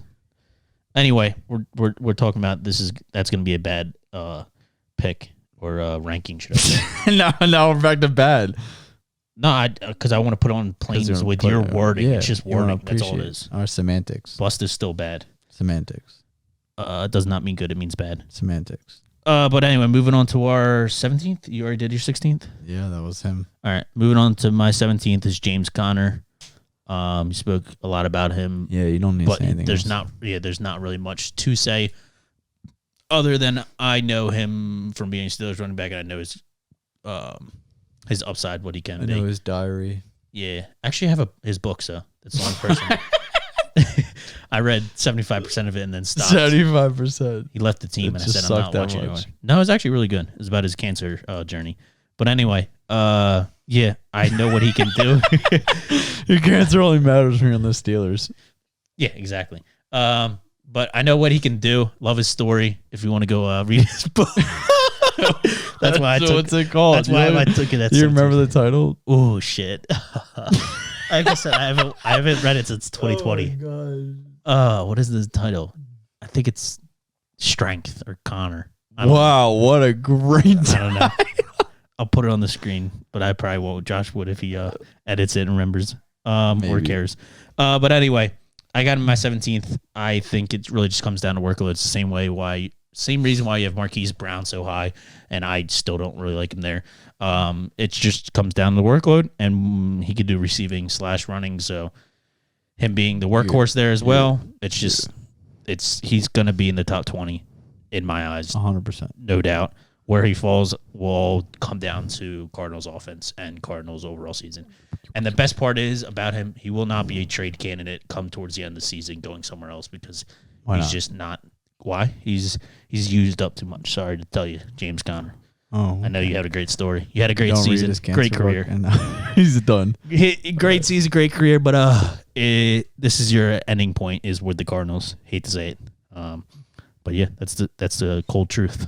He's not a trade candidate in my eyes. Until he goes to the Chiefs. He could go there and be better. That is one place. That's the only place I would say. You could say anyone else. I'm still going to say no. He would go to the Chiefs because he wants to, and because the Chiefs will pay a lot for him. They wouldn't pay That's- a lot. The fuck? Nah, he's They'd pay him way bare better minimum. than. They would be like, "Do you want a ring? Okay, come here." He would go there for $7+ million or more. All right, whatever. He wouldn't. I think he would. But anyway, moving on to your 17th. I have Miles Sanders. Yeah, Talking about friggin' ETN and friggin' Gibbs. This I dude mean, is he's ugly. Yeah, he's ugly, but he's gonna Ugly. he's gonna get more work than both of them. That's not. He's horrible offensive. All right, he got paid big bucks Did. by the Panthers. 3 like years, I said, money doesn't really. mean 24 much. million. Follow the money. Don't listen to this idiot. Oh. He'll be used as the workhorse. There's no competition. Foreman left. CMC left. Who's left? Fucking nobody. Actually, I think it's what's his name, Hubbard. This He's is actually not the worst, but whatever. He's not good comparison. comparison. This is Montgomery and fucking Bears. This is exactly what this is. Yeah, I don't like Exactly. Sanders. That's why he's at 17. I know, but I don't like Montgomery either in Bears. All right, but whatever. Panthers O-line's not the same as Lions. Their O-line was projected last year as the 31st, so second to last, and they ended up being top 12 in performance. So they didn't really lose anybody in the O-line, so I expect them at least to be middle of the pack, if not better, on O-line standpoint. So because of that, I think Miles will be able to at least be somewhat efficient. I really don't like him as a running back, if I'm being honest. I think And you're not drafting him. I already know you're not. I think he's more a product of the Eagles' O-line being amazing and just being able to get the starting job for whatever reason. I still don't even think he's the best running back there. I think it's more like a draft capital thing, like, oh, we got to play him, make sure he works. He's not the worst. No, he's better than Hubbard. So then who's he not better than? Raheed Blackshear? He's Whoever better. the hell that is? No, he's better than everybody. I just said he barely has any competition. Oh, okay. I'm just saying I don't like him as a running back. Like, he's not even top 15 in the league. Right. I agree. I think he's overhyped because of the Eagles line. Yeah. But I do like that their division is awful, so it'll allow for this younger team to actually have some kind of confidence and to put up some kind of points. Because I really think the Panthers' offense is going to be straight butt cheeks overall. Maybe not on their O-line, but just overall it's going to be butt cheeks. But yeah, I don't have much to say except that he will get a lot of work, and the worst he'll end is like the 24th. So like somewhat safe of a floor. But I think he should land closer to like the 20s, maybe 17s, 15s. Like I just have a hard time ranking him much lower than this. I mean, like, other people do because they don't like his talent and they don't get excited, like, versus somebody like Cam Akers who I have below him. But, like, Miles Sanders is going to get more work than all the guys below this position. Like, just plain and simple. Even guys above him, he's getting more work done. Like, he got paid a lot, and he's going to be used almost every down, like 80%, I would say. So, 250 carries, 50 targets, easy lock-in, top 20. I don't even think he's going to get even close to 250 carries. Why? Because that team is going to be so bad where they're literally going to be playing from behind 75% of every single game. How many rushes was CMC averaging per game last year? Just you don't compare CMC ever with Sanders. Rush attempts. It has nothing to do with the guy and how much he gets out of the rush. It solely does, actually. CMC does not align whatsoever. We'll put forward better. Plus, CMC is also a receiving down. Isn't he reunited with like an old coach too from the Eagles? I have no clue. That Frank does Wright? not change my mind at all. All right, whatever. Fuck you. Yeah, Frank Wright is the head coach, but so eat a dick. Frank Wright has not really looked that well either. But that team's gonna be trash. And he's not a receiver running back. It's not a bad call for how much a guy's gonna get this much work. Still, the fact that the next person is who you have and you have him under him is disrespectful. But anyway, it's not. It's all about workload. He'll still get all the workload. It's all about fantasy, baby. Another bad rank. Bad rank. Oh, you put in your bus video and get some fucking facts out, bitch. I'm already past the facts I all got. So now we're on? just on to 18. Mine is Breece Hall. Yeah, I don't really got much to say to him other than he's an amazing talent. He showed it last year, and then he got hurt. He's still dealing with the injury, I believe, right? He's a bitch. Yeah. Yeah. They just picked up Cook. We all know what James Cook has done and can do, and I think you're basically going to have a split workload even worse than Dylan and Aaron Jones did the previous 2 years between them. I think it'll be even more split than that, just because we know what James Cook's potential is and what he's already done, while we know Breece Hall's potential and how good this offense is. I think this solely comes down to end of the year. He'll probably get more and more work because it's farther and farther away from his injury as long as he doesn't tweak it. But he has the possibility to tweak it again, which then obviously puts him even lower as the rank. But you're just talking about tweak that though. You could tweak any. It was a clean ACL tear. There's not much depends to tweak. Depends on the restructure of it and his rehab that he's going through. Yeah, but I mean, it's not like they replaced anything except ACL. Right. They weren't cleaning any knee up or anything. Right, but he can, depending on how fast he does, like he plays. Like if they give him time off, then sure. Like I don't know. Do you know when he's projected to play? I mean, he came off the pup and he's doing full on practice last week. I think if you rush it too hard, you could definitely not tweak, I guess you wouldn't say, but re-injure, should I say, if you rush the rehab too fast. But anyway, we all know what Breece Hall can do, and he's literally on a team that could win the Super Bowl. So with that being said, I think he has amazing opportunity to get touchdowns, amazing opportunity to finish strong, but I think it's going to remain Cook starting off the season looking phenomenal and them loving everything about Cook, and Aaron Rodgers taking on, hey, I want both of them, considering he just had A.J. Dillon and Aaron Jones, worked with both of them very well, liked both of them, talked highly about both of them, so I think he's going to do the exact same thing. He was probably even a word, like a big word or a big mouth, I guess, whatever you would say, to get Cook onto the team. Or when they asked, hey, would you want Cook on the team? He's probably like, hell yeah. I mean, most people would be, but regardless, he probably would speak very highly of him and want him on the team. So I think he will have a big say in if they're splitting the running backs more than their head coach would be. I think Rodgers runs that team, so I think he's going to split a lot of workload, which unfortunately with his injury, if he came in not injured, I would put him at my 15th, but then Cook wouldn't be here, so I'd put him even higher. But since Cook is here and he has injury, he's falling in the late 20s, the late 20s for me at 18. Who is your 18th? I got Aaron Jones of the Packers. Disrespect. It's a proven commodity with a lot of high efficiency. Last year, he was second in yards per carry, just behind Khalil Herbert and who did I just talk about? That was James Cook. So pretty much he was the highest yards per carry with running backs that actually played the whole year with high attempts. He's the highest one with 1,000 rushing yards. So James Cook didn't even get close to that amount of rushing yards. And who was the other dude you just said? Khalil Herbert. And Khalil Herbert did not even get close to 1,000 rushing yards. Thanks so this for dude, repeating me, but okay. You didn't say 1,000 rushing yards. I just said with getting a lot of rushing attempts.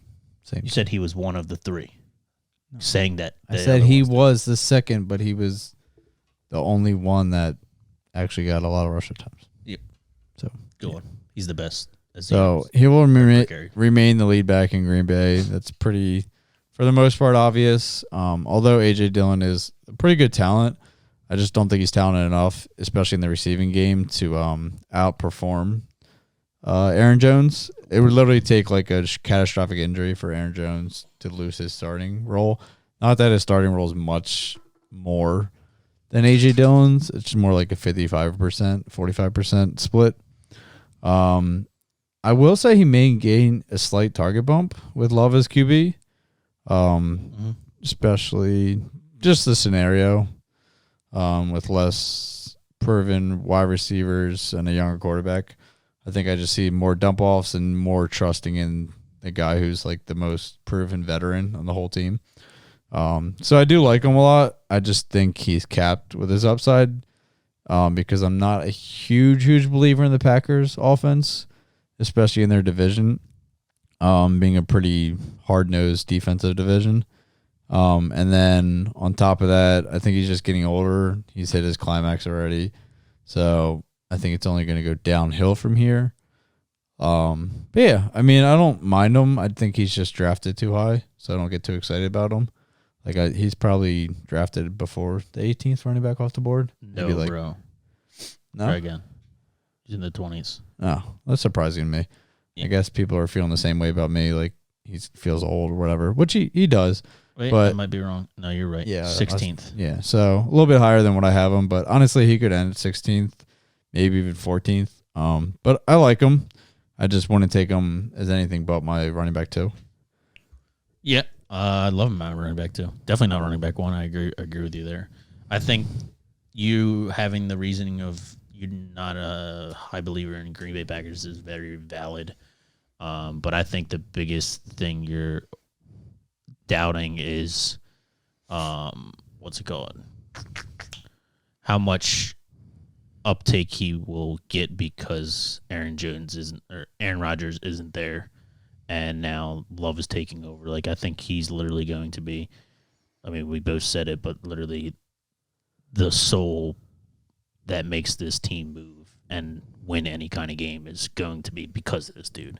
So I think they're going to use him anywhere and everywhere all the time. I mean, I would compare him as a CMC. Like, he's gonna go I have this wide weird out. gut feeling he's gonna get hurt. And you also said he's getting older. He's only 28. He's not getting older. I mean, Yeah, but he's everyone's getting put a older, lot but- of mileage on him Yes.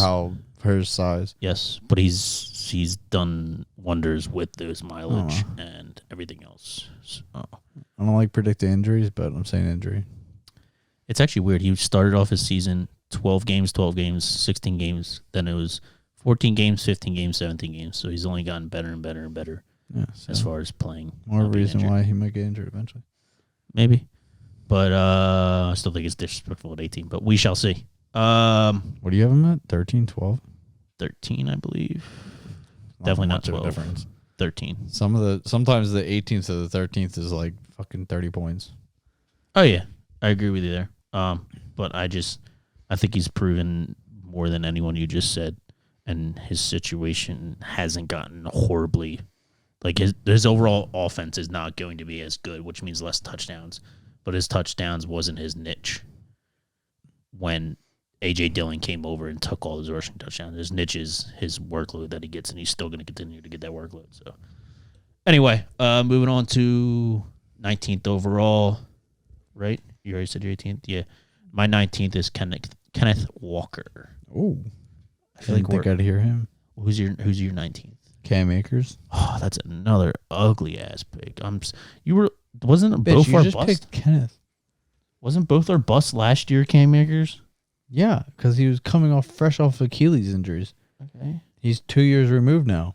Okay, well, you go with your 19th first. I want to hear the reason why you like All him right. at Well, 19. if we want to talk about fucking last year, Mhm. 1, he had Darrell Henderson there. 2, Mhm. he was like, I don't know, less than a year removed from Achilles. So who's there now? if Rupture? Henderson's not. Fucking nobody. Kyron Williams. Yeah, I have Yeah, no clue who's the that fuck's is. that? Yeah, exactly. And then another third string. There's nobody fucking there behind him. Like, absolutely nobody. So, I'm not worried about his workload at all. He proved that the team was comfortable somehow giving him even after his injury towards the end of the year. He was averaging over 20-plus carries like towards the end of the year. It was fucking ridiculous. And honestly, his yards per carry was decent for the O-line they had. It was like 4-something, maybe 4.5. I didn't put the actual numbers or math into it. But it was high, which is why I think his ADP is going way too high. He's getting a little too pushed up just because of the end of his year. What people are hoping for. And they still feel like the Rams are as good as they could be 2 years ago, but they're definitely not. Exactly why his numbers went up. But towards the whatever. end of the He's season. more removed from his Achilles injury, so he should be able to regain confidence like he had towards the end of the last year and the ability to get the job done, period. He's not going to be as explosive. He's not going to have breakaway touchdowns, but it's going to be healthy enough that he could play 17 games, easily get 18-plus carries per game because he has no competition, 4-plus targets per game. It's really another workhorse guy that is probably one of the few people that are trusted as a weapon left on the Rams besides Cooper Kupp. Yep. I think they trust Van Jefferson a little bit, but he's not as reliable as Cam Akers. But yeah, that's pretty much it. I mean, I just feel like he's a guaranteed top 20 as long as they don't do anything weird and pick somebody up like Hunt or whatever. So not only am I completely against Cam Akers because of coming off injury, I just don't think he's good at all. Bro, this is fucking 2 years out. That's fine if it's 2 years out. I just don't like him at all, even when he got drafted. Yeah, I didn't say he was the best player once. And he had a great end to the season because Kupp wasn't there. What does this do with yards per carry? There's nothing to do with the receptions. No, you said towards the end of the season they had more. No. They felt more comfortable Yeah, giving because him they the gave ball. him fucking a billion carries. Look at his carries. Because Kupp's not there, so who else are they going to give it to? You just talked about them two being the only person. If Kupp's gone, who are they going to give it to? Fucking no. But they don't have to run the ball. They were losing all the time. I get that, but they didn't have to. That's all they could do. No. That's the dumbest fucking narrative. Why is it the dumbest narrative? What else are Because they you going to can do? Who fucking are they going to still give it throw. to? Bro, it's NFL fucking players. Every single one of them is at least capable of catching a damn ball. With what's his name being hurt? Oh my God. Just shut the fuck up. Okay. Your narrative bullshit fucking argument is. Okay. Pull out a stat because you ain't going to say shit. Because I don't have my top 20, so I didn't pull out stats. Why would I pull out stats? Exactly, because he's fine. Okay. I give you stat on Kenneth Walker and he eats dick. Okay. Kenneth Walker, I don't really have much on him other than rookie boy Zach Charbonnet. He's a receiving back, so he's going to take away work from him, even though Walker really didn't get receiving work to start with. But I think this offense is going to get even better once the rookie wide receiver gets in, which means if they open up the run game or the pass game, then the other one benefits from it. So I think that he will be able to benefit from this and have him up at 19th because I think Charbonnet is not going to take away from the run game, which is really where Walker's niche was last year, from what I remember. But I did not draft him. I wasn't high on drafting him last year. So, like I just spoke about, he had 228 rushing yards with 1,050 rushing yards. So, pretty decent yards per carry. But his big thing was 9 rushing touchdowns. I don't see Charbonnet taking away from those rushing touchdowns. If anything, I see it increasing with their team becoming better offensively and defensively. The defense was not amazing, but they had some pretty good secondary players, and they just got Wagner back too as well. So I see their overall team just taking a step up, which then gives him more opportunities to get more touchdowns. And Charbonnet doesn't really scare me as far as where he's going. He finished 18th. He finished 18th in PPR last year, so I'm thinking he's going to fall around exactly the same, if not better, worse by a little bit, like one or two ranks. Like definitely nothing out of 25th. I could see him being, just because Charbonnet is a receiving back, and that is not. He's everything back, but okay. He's a receiving back, but okay. Watch his film. He's everything. Okay, that's college. This is Walker. You're putting him in competition Walker with Walker and had him. Worst He's better fucking than him. yards per carry outside of his breakaway plays, and he couldn't finish in the goal line ever. Okay, maybe. Don't know. Like I said, I did. Yeah, I know. I'm just I letting you didn't know. watch him that much last year. Just woke him up. But we'll see. As Travis Etienne. Moving on to our 20th, Javonte Williams. Oh yeah. Another dude just like Alexander that I can see myself ranking higher than where he is right now, but a lot of it comes down to how worried the whole fantasy league was, or the whole fantasy community was with his injury coming into the season, plus P. Ryan coming over taking some of his receiving work, because that was one of his things that was a pro for him last year, which is why we were so high on him. Plus his offense just getting a lot better. I can see him, even if injury is a thing, P. Ryan taking away some of that receiving work, so that way there isn't as much work on him, so it gives him more efficiency in the work that he does get. But I see this team being a lot better. I can't see Sean Payton coming in and them just being worse than they were before. Like you spoke about, the running backs he's made in his career, Sean Payton, that is, look phenomenal. You can view Kamara and Javonte Williams. I would say Kamara has a little bit more talent into him, but I could see Javonte's potential being just as high as Kamara's before the injury happened. I don't know exactly what he will look like after the injury, but as long as he keeps it, like you said, I can see his potential easily being in like the top 15 as far as ranking goes for the end of the season. But I got to see it before I believe it, as far as bad projection, what it is, because I just this preseason talk and him just showing up isn't going to turn me on to rank him higher than anything more than 18, I would say. So with that being said, I got to keep him at my 20 until proven otherwise. And his so you injury put him over Breece Hall. Mm-hmm. Okay. Because Breece Hall has shown more. Really? Because he just got back. Javonte's been back towards the end of the season. I mean, the beginning of the season last year, Breece Hall showed more than Javonte Williams did. Oh, okay. Okay, go on. I got Brees Hall my number 20. So not much to say on top of what you already said. But I think he'll be more hungry to prove himself and gain a big contract versus Dalvin Cook, who already has a big contract with the Jets. So I like him to be just more aggressive runner.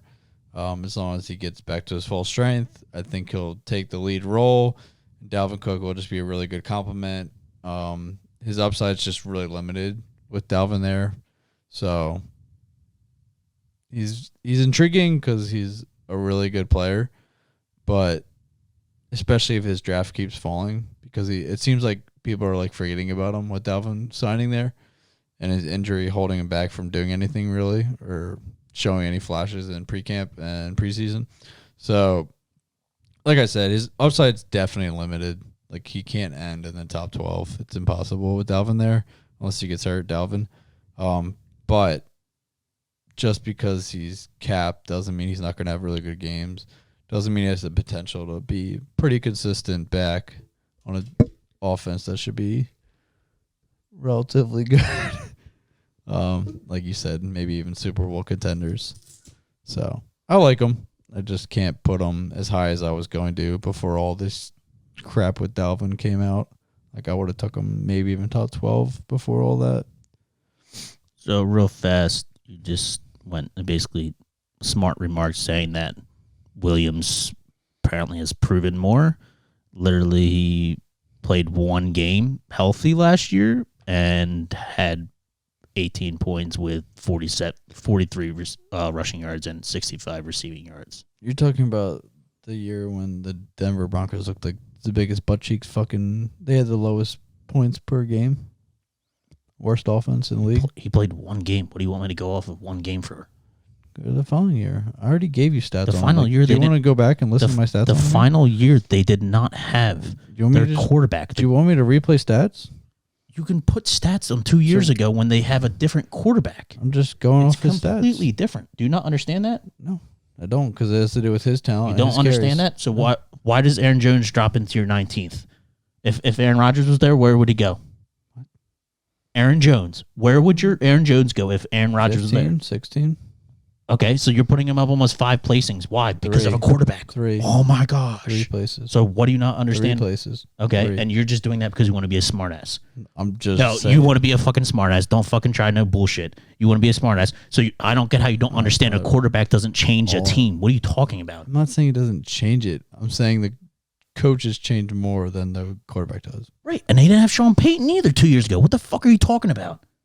Yeah, so what are you telling? I'm voting for I said Javonte Williams did not prove enough more than Brees Hall did, because you said, oh, but Brees Hall proved more? Okay. Yeah, he proved fucking more off the team that he has. If anything, got better because he got Aaron Rodgers on his team. His situation was worse and got better, while Javonte Williams is getting better, possibly, but last year, like you said, was shit. So the only thing is that we know of is Sean Payton coming over. Cool beans. It can make him better, but that doesn't mean it's proven. All right. Well, within a worse situation, he had 64 yards average on 12 plus carries, as I said before. In the first 3 games with Russ, who's his current QB, he had 21 targets, so 7 targets a game, which is a lot of opportunity. With those 3 plus targets, he was having 27 yards receiving. So I don't know what else you want to hear, but he's proven it on a player basis. I don't give a shit about the team. Right, on a different team in general. Like who in Denver that you know of? He did it in 2 years situation. ago. Yeah, who in Denver 2 years ago was a weapon? Situation. Was a weapon. Aaron Rodgers does not make Brees Hall much better, if at all. No, I'm saying that he's proven. Brees Hall is proven more just as than Javonte Williams has proven. He's just as good of a talent, and he has less competition. When this dude took over, he literally, this is what his Brees Hall is. When he took off for the starting role, 39 rushing yards with 53 receiving yards, 66 rushing yards with 12 receiving yards. All that shit doesn't matter if you don't tell me what he does it with. What do you mean? What he does it with? Yards per carry, blah, blah, blah. He has Dalvin Cook there. Okay, yards per carry, 7, 4, 3, 5, 5, 8, 18. Yeah, it's good, but It's fucking phenomenal. What are you talking about? It's better than what you just said for Javonte Williams. okay. Okay, and then in the receiving game, he had 53 yards, which is 4.82 yards per touch if you want to, or carry is 8.83 if you want to go to that. I don't All think I'm that saying is matters. they're both proven, and Brees Hall is in a worse situation than currently. Brees Hall, yes, currently yes, but all I'm saying is, you said that Javonte Williams isn't, or Is proven. that Brees Hall isn't as proven as Javonte Williams. That's literally what you just said. You said Brees Hall is more proven than Javonte, and I Yes. said, because they're about the same. No, not with the same team. All right, agree, disagree. All I know is it's true. How could it be true if it's Because I put out the stats. Okay, well then I'll have to dig into the stats of 1, 2, 3, 4, You do that. 5 game stretch. You do that. Like, you can't do much better than what Brees Hall did in his 5 game stretch that he started. So I don't know what else you want to say proven wise, but if anything, his team gets better while he's proven on a worse team that he can already do It has amazing. nothing to do with his team being better or worse. It is all to do with situational, and he's in a worse situation. Right now, but I'm saying what he's proven he can do, which is why I have him higher than Javonte. He's not going to do as much if he is in a worse situation.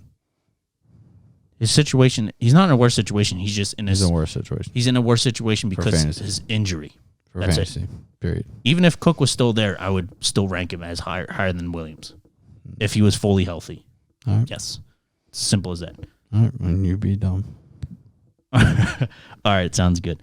That's it for today. Our 11th through 20th running backs, and we shall finish off the year with our what? Crushes. Frame. And what else do we got? We did Crushes, sleepers, and a mock if we fit it in. I think the mock would be after our draft, but I think that's fine. Yeah, it I'm definitely saying would before be. the season though. Oh, yeah. And we could do We'll be our perfect. what's it called? Our Read. weekly bets and bullshits. Yeah, that's during the season though. I'm so Yeah, but the season's coming up. Yeah. Oh yeah, we got to do one on week 1. Yeah, you're right. Yeah, before it comes out. Yeah. Yeah, that makes sense. All right. Well, we'll catch you guys later. Hope you guys have a great weekend. Enjoy the last preseason game.